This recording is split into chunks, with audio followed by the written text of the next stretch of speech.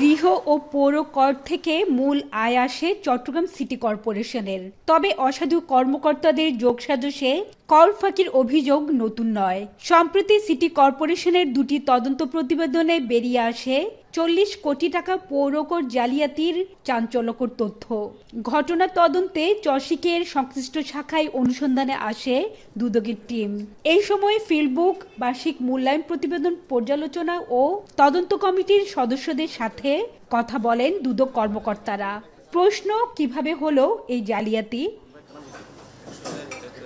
দুদক জানায় 2017-18 অর্থ বছরে হালিশহরের Isak brothers industries limited holding এর বিপরীতে 26,38,19,250 টাকা পৌরকর নির্ধারণ করা হয়। কিন্তু 2021 সালে আপিল রিভিউ বোর্ডে উপস্থাপনের সময় ওই পৌরকরের ফিল্ডবুক ঘষা মাজা ও সাদা ফ্লুইড ব্যবহার করে 20 কোটি টাকা কমিয়ে উপস্থাপন করা হয় 6,38,00,000 টাকা।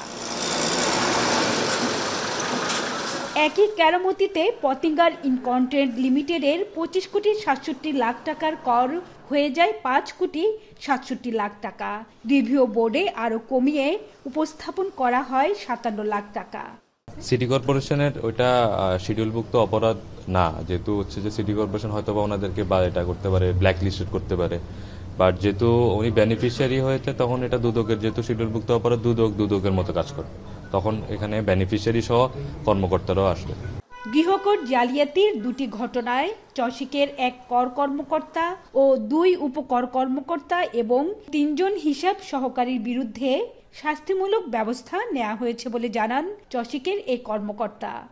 ওদের একজনে ছিল 25 কোটি, আরেকজন 26 কোটি। এটাকে অ্যাসেসমেন্টকে কিন্তু ডিভিলেশন করে একদম 2 কোটি আর 58 লাখে নিয়ে গেছে। তা আমরা এখানে একটা বড় রকম রাজস্ব হারিয়েছি। আমরা প্রধান রাজস্ব কর্মকর্তাকে গতকালই চিঠি দিয়েছি আমরা, যে আবার ওই 25 কোটি এবং 26 কোটি করেই ওইটাকে ট্যাক্সের বিষয়টা নিষ্পত্তি করে এবং যেটা বকেয়া আছে সেই বকেয়া যেন তারা ওখান থেকে আদায় করে আর কি, সেই চিঠিও আমরা রাজস্ব কর্মকর্তাকে দিয়েছি। 2024-25 অর্থ বছরে 9টি খাত থেকে চসিক রাজস্ব আদায় করেছে 456,68,00,000 টাকা। এর মধ্যে হোল্ডিং ট্যাক্স থেকে আয় হয়েছে 309,28,00,000 টাকা। এক্ষেত্রে অন্যান্য শাখায় দুর্নীতি রোধে বিভাগীয় প্রধানদের কঠোর নজরদারির নির্দেশনা দিয়েছেন মেয়র। হাজারে শিউলি, এখন চট্টগ্রাম।